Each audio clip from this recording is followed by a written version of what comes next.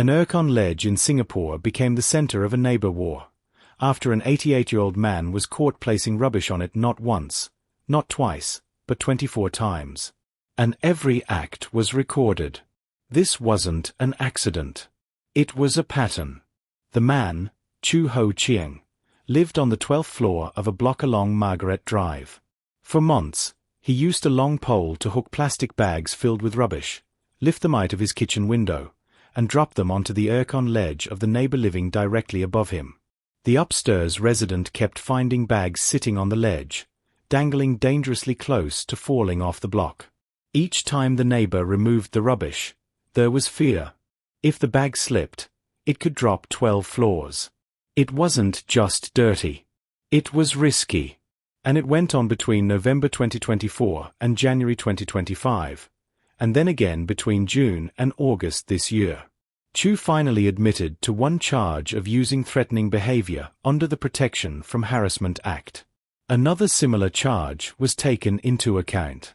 In court, he said very little, offering no reason for his actions. He was fined $3,000, with 10 days jail if he didn't pay. The neighbor eventually moved out. This case highlights something we often don't talk about. High-rise living in Singapore means we are close to each other all the time. So when things go wrong between neighbors, small acts can grow into big problems. Something like rubbish dumping may look harmless at first, but when it's repeated again and again, it becomes harassment. It also raises a bigger question for everyone watching. When neighbor problems start, do we step in early, or do we let things get worse until someone calls the police? The court called the behavior highly antisocial.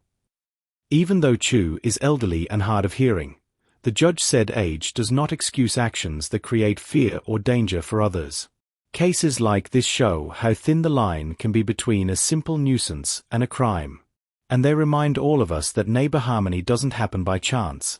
It takes respect, patience, and sometimes proper action before things blow up. If you're watching this, what do you think would help prevent neighbor conflicts from reaching this stage? Thank you for tuning in to 2230. If you found this story meaningful, please like, share, and subscribe.